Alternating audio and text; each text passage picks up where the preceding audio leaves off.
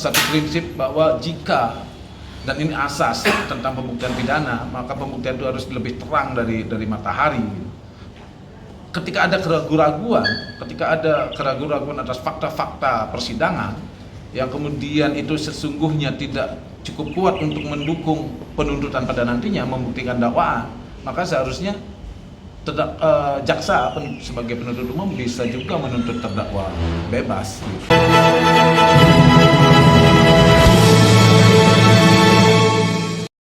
Pemirsa, sidang perkara nomor 13 Pit B 2024 PN Singaraja dengan terdakwa Gede Putu Arka Wijaya alias Jero Arka kembali berlanjut dengan agenda pemeriksaan terdakwa berlangsung di PN Singaraja. Rabu, tanggal 20 Maret tahun 2024. Hadir dalam jalannya sidang sebagai Ketua Pengadilan Negeri Singaraja sekaligus Ketua Majelis Hakim Herianti SH. Tampak pula jaksa penuntut umum Kejari Buleleng, dan selaku penasihat hukum terdakwa, Iwayan Gendo Suwardana, bersama timnya dari Gendo Law Office. Ditemui seusai pemeriksaan Jero Arka, yang berlangsung selama 3 jam lebih, saat dikonfirmasi awak media, Gendo Suwardana, sebagai penasihat hukum terdakwa Jero Arka menerangkan, bahwa, dari seluruh pemeriksaan dari saksi-saksi yang dihadirkan oleh penuntut umum, dari keterangan saksi meringankan yang dihadirkan terdakwa, serta keterangan dari terdakwa sendiri, telah membuka tabir, bahwa dakwaan penuntut umum, sumir. Menurut Gendo, karena ada kekeliruan dari perumusan surat dakwaan yang dibuat oleh penuntut umum, ada penyimpangan jauh antara delik penipuan, dan penggelapan, dengan delik penyebaran kabar bohong.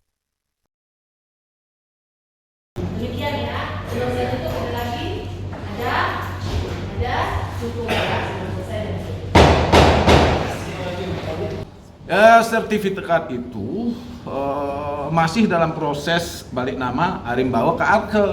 Jadi tidak ada pengalihan dari Arke ke Dodi. Nggak ada AJB itu dinyatakan dikonfirmasi oleh bank dan bank menyatakan itu. Dan sudah ada pertemuan tanggal 18 itu, Pak. Kronologisnya begitu. Kemudian dikonfirmasi lagi ke Dodi. Dodi menyatakan juga nggak ada proses balik nama ke dia.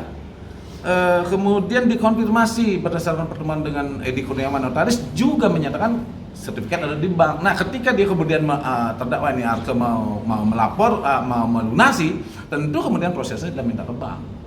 Lah, karena memang juga sertifikat adalah penguasaan bank. Lah, kalau kemudian dinyatakan seolah-olah di situ penipuannya sehingga sudah mendapatkan 675 yang harusnya 700 itu, kemudian sertifikat tidak diserahkan, tidak diakui oleh Arke dan penipuan penggelapnya, itu nggak masuk akal. Itu tadi dari materi sininya, materi yang disampaikan, yang kemudian diterangkan oleh Arke. Yang terakhir singkatnya kabar hoax juga begitu. Secara kronologis, Arke sampai dia demo dan setelah demo pun, karena dia tidak pernah tahu di mana sertifikat yang dia jaminkan di bank yang sedang proses nama dari Arimbawa ke Arke, terus kok kemana itu? Memang dia ada proses jual beli tapi belum dalam proses AJB dan bukan sepengetahuan dia. Nah, justru kemudian dia sudah berkali-kali mencoba untuk menyelesaikan ini, mengkonfirmasi segala macam ke bank, malah dicuekin sama bank. Tidak ada tanggapan yang serius dah. Sehingga pilihan setelah melapor, sudah mengadu kemana-mana, sudah ke BI, ke OJK, kemana-mana nih, gitu, ke bank udah dicuekin. Akhirnya pilihan terakhir ada demo. Dan demo itu kan hak hukum masyarakat, boleh demo gitu. Demo kemudian di halaman bank. Nah, demo di halaman bank, kemudian menanyakan gimana prosesnya, karena semua yang dikonfirmasi bilang nggak ada proses pengalihan dari Arimbawa ke Dodi gitu, nggak ada pengalihan AJB ke Dodi. Yang prosesnya semua ada masih Arimbawa ke Arke. Pengetahuan itu nggak ada sehingga demo. Nah, pada setelah demo itulah kemudian baru diperhatikan oleh bank, barulah pihak bank sampai petingginya gitu menyampaikan bahwa mereka juga April, Mei, Juni menanyakan, April, Mei gitu sampai Juni kira-kira menanyakan ke staf bank, gimana prosesnya? Ternyata dibilang masih proses balik nama dari Arimbawa ke Arke. Dijelaskan oleh bank seperti itu. Sejak dia demo dan bersama keluarganya, baru kemudian pihak bank responsif mengundang, mengajak pertemuan dan segala macam. Nah, dari situ baru kemudian ada data-data Setelah demo melapor ke OJK, bank menjawab melalui OJK, habis itu bank mengundang lagi, diundang lagi terus sebelum demo dicuekin. Nah dari situ baru tahu data-datanya, maka dia melapor ke polisi.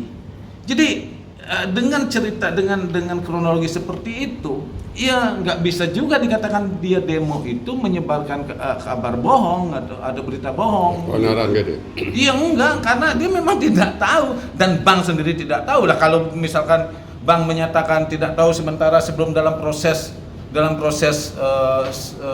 dapat dibuktikan pihak Widyasa misalkan dia tahu ada rencana mau dijual kepada pihak ketiga, ya bank juga harus dikatakan menyebarkan kabar bohong dong.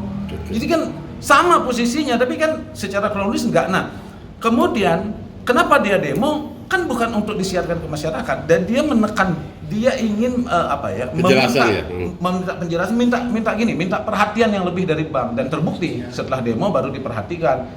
Nah, begitu dia diperhatikan, terbukti juga setelah demo sampai dia dikasuskan, sampai dia ditahan, nggak pernah lagi mendemo bank. Itu menunjukkan ada kausalitas, sebab akibat. Kenapa dia demo? Karena sebelumnya tidak diperhatikan oleh bank aspirasinya. Begitu diperhatikan oleh bank aspirasinya, nggak demo-demo lagi gitu. Oke. Jadi ini kan satu hal yang kemudian menurut kami dari keterangan itu sebenarnya terbantahkan soal kabar bohongnya. Konfirmasinya sudah, kemudian pembayaran pelunasan mau dilakukan, pelunasan juga sudah mau dilakukan pelunasan, bank yang menolak. Konfirmasi kejelasannya semua pihak menyatakan tidak ada JB ke pihak Dodi. Clear. Arka ini korban dari dua hal. Kalau saja dalam proses peralihan itu tidak banknya hati-hati, karena begini, agunan ya, Arka minjam uang ke BPR Nur Abadi, mengagunkan satu jaminan tanah SAM, maka sejak diserahkan itu maka kekuasaan penuhnya secara umum, kuasa penuhnya itu ada di bank. Itu tanggung jawab hukum bank. Di bank lah mau menitip ke notaris mana, ke notaris A, ke notaris B, ke notaris C untuk proses, itu adalah kewenangan bank, nggak ada urusan sama Arka. Jadi bank yang tahu itu kan. Jadi, nah ketika terjadi kelalaian, kemudian ketika terjadi pemalsuan yang oleh notaris, staf notaris, kemudian produknya palsu, dan itu berakibat kepada Arka, itu masih tanggung jawab bank. Jadi ada dua, bank itu lalai, tidak hati-hati atas jaminan yang dijaminkan, jaminan Arka yang dijaminkan, dia lalai. Kemudian sertifikatnya dipalsukan, AJB-nya dia tidak pernah tahu, dia tidak pernah menghendaki, dipalsukan oleh notarisnya. Lah kan ini dua pokok persoalan sebetulnya. Sebelum menyeret Arka sebetulnya, maka yang harus diseret itu notarisnya dulu. Coba kalau notarisnya tidak memalsukan AJB, emang ada SAM atas nama Dodi? Emang bisa SAM-nya, agunannya berpindah? Kan nggak bisa. Coba bank tiap saat cross check, dia kan saksi-saksi bank menyatakan tidak pernah konfirmasi kepada notaris, dia hanya konfirmasi ke Tina, staf notaris. Mana ada bank konfirmasinya kepada staf notaris, konfirmasi ke notaris dong, itu aja menunjukkan banknya lalai. Jadi sebetulnya banknya bisa dituntut dengan pasal tindak pidana perbankan, dan notarisnya bisa pelaku pemalsuan AJB-nya yang itu bisa juga dituntut secara pidana umum gitu. Dan itulah yang kemudian membuat Arka ini korban. Kalaupun dia harus ditarik sebagai pelaku, misalkan koordinatnya gitu, ya dia yang paling terakhir gitu. Dan itu pun jauh, bagaimana menarik orang yang korban, yang juga siap membayar. Tunjukkan itikat baiknya, akui kesalahan itu, kan gitu. Sekarang bank ngakuin nggak kesalahan secara terbuka? Enggak. Notaris baru mengakui kesalahan terhadap AJB, tetapi tidak mengakui bahwa itu kemudian mengakibatkan dia sebagai korban. Malah kemudian bilang, oh ini yang menyuruh apa segala macam. Kalaupun Arka menyuruh staf notaris untuk mengubah AJB, emang bisa kalau kemudian notarisnya profesional? Nggak bisa terjadi. Dan itu AJB palsu yang dibuat staf notaris itu ya produk palsu, produk melawan hukum. Gitu, clearance-nya begitu ya. Jadi sebetulnya kalau kita ngomongin persoalan dua subjek hukum yang harus dipertanyakan. Satu PT Nur Abadi, PT BPR Nur Abadi, satu pihak notaris.